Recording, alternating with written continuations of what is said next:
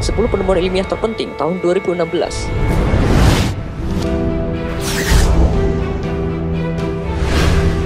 Ada banyak penemuan yang terus terjadi di berbagai bidang, seperti kedokteran, teknologi, biologi, dan lain-lain. Sebagian mungkin kurang penting, sehingga hanya tersimpan di jurnal-jurnal ilmiah. Namun, sebagian lagi sangat penting, karena terkait dengan kehidupan banyak manusia dan masa depan.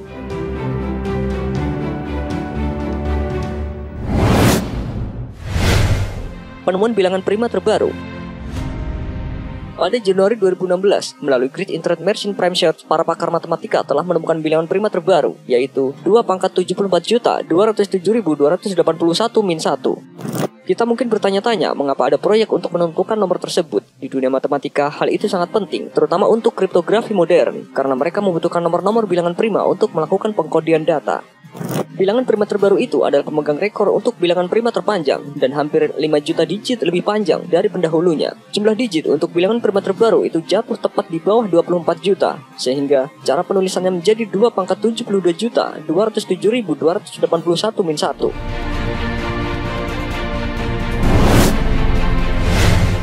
Penemuan planet ke-9 di tata surya.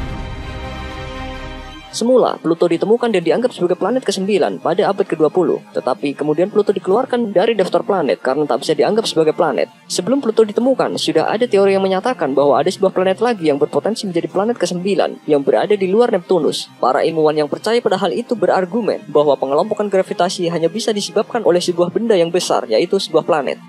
Saat itu, mereka meyakini bahwa planet tersebut adalah Pluto, tetapi meski begitu, distorsi atau selisih gravitasinya tidak pernah diukur, hingga para ilmuwan di California Institute of Technology melakukan hal tersebut. Dari pengukuran yang mereka lakukan, didapati bahwa planet 9 itu benar-benar ada dan memiliki periode orbit selama 15.000 tahun.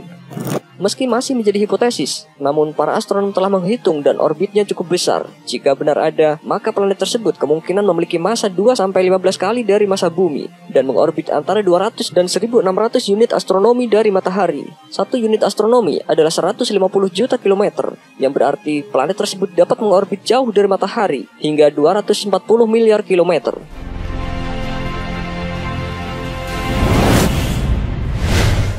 Temuan terbaru tentang awal kehidupan multisel. Sebuah mutasi genetik 800 juta tahun lalu kini membuka pengetahuan baru. Para peneliti menemukan bahwa molekul kuno GKPID menjadi alasan organisme bersel tunggal mulai berkembang menjadi organisme multisel sekitar 800 juta tahun yang lalu. Molekul kuno itu memiliki fungsi yang sama seperti molekul karabiner, namun berbeda dalam perilaku. Molekul karabiner mampu menarik kromosom untuk bersama-sama menempel di membran sel bagian dalam saat pembelahan terjadi. Hal itu memungkinkan sel untuk menyalin dengan benar dan menghindari terjadinya kanker. Namun, penemuan ini menunjukkan hal lain yang menarik, yaitu GKPID memiliki perilaku yang berbeda dengan yang ada saat ini. Satu-satunya alasan kenapa GKPID mampu melakukan fungsi seperti karabiner adalah karena mutasi tunggal. Dan hal itu menjelaskan bahwa kehidupan multisel adalah hasil dari satu sel tunggal yang mengalami mutasi identifikasi.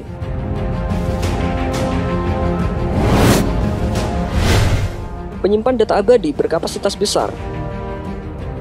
Data-data digital dapat disimpan di hard disk atau flash disk dan semacamnya. Tetapi seiring waktu, kemampuan media-media penyimpanan itu akan menurun. Hard disk bisa mengalami masalah sewaktu-waktu.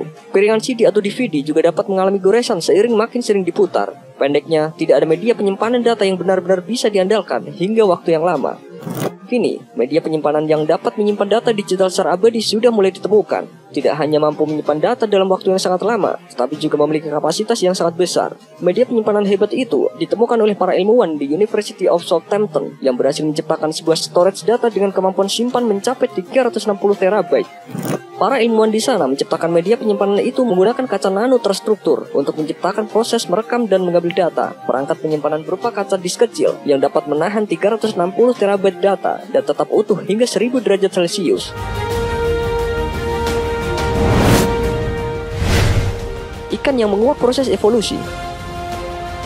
Selama 170 tahun terakhir, para ilmuwan dan ahli biologi mempelajari serta memahami bahwa vertebrata yang hidup di darat adalah hasil evolusi ikan yang berenang di lautan bumi purba. Tetapi, pemahaman mereka selama 170 tahun hanya sampai di situ. Sampai kemudian, para peneliti dari New Jersey Institute of Technology menemukan bahwa Cavefish yang terkenal dengan kemampuannya berjalan di dinding ternyata juga memiliki kemampuan anatomi yang sama dengan amfibi atau reptil. Penemuan itu merupakan hal besar dalam hal adaptasi evolusioner karena dapat membantu ilmuwan untuk lebih memahami bagaimana tetrapoda dapat berevolusi dari ikan prasejarah. Sejauh ini, perbedaan antara Cavefish di Taiwan dengan jenis ikan lainnya yang dapat bergerak di darat adalah kemampuan dalam memanjat.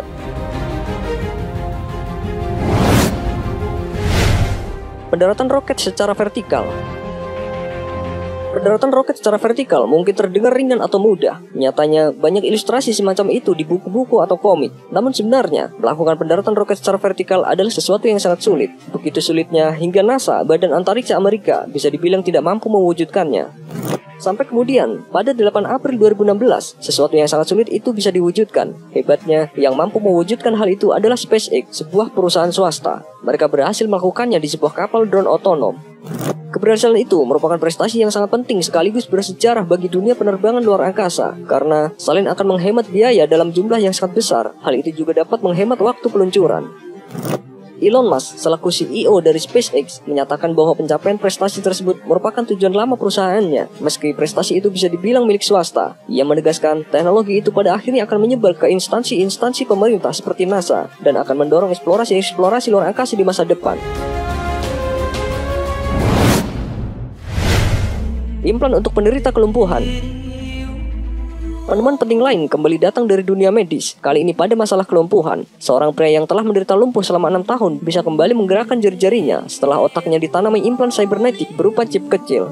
Tidak hanya menggerakkan jari, pasien tersebut bahkan bisa bermain gitar, dan hal itu benar-benar mengejutkan beberapa dokter serta ilmuwan yang terlibat dalam proyek tersebut. Peristiwa penting itu dilakukan oleh para peneliti di Ohio State University. Mereka melakukannya dengan menanamkan chip kecil di bagian otak pasien, dan implan tersebut dapat mengirim sinyal ke terminal terdekat, dan kemudian mengirimkan informasi ke lengan pasien.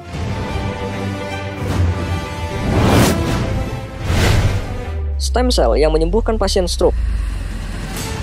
Dunia medis telah menghasilkan banyak penemuan penting yang mengubah wajah ilmu kedokteran dan kesehatan pada umumnya. Penemuan menakjubkan yang mereka temukan kali ini adalah penyuntikan modifikasi stem cell atau sel induk manusia secara langsung ke dalam otak pasien stroke kronis.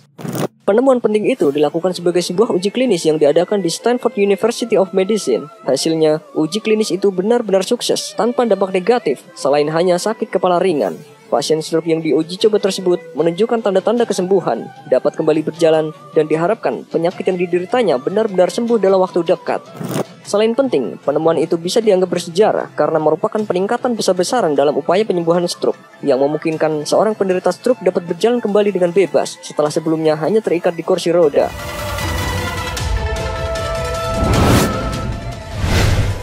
Mengubah karbon dioksida menjadi batu.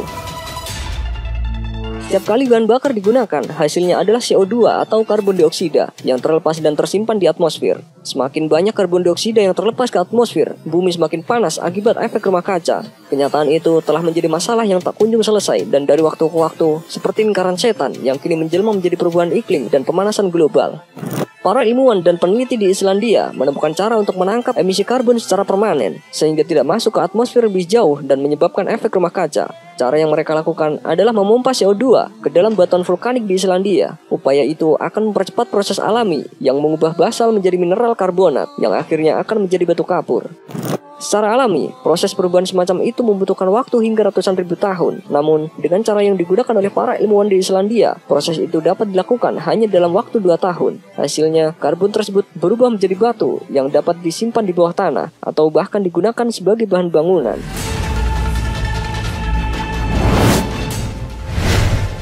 Bumi memiliki bulan kedua.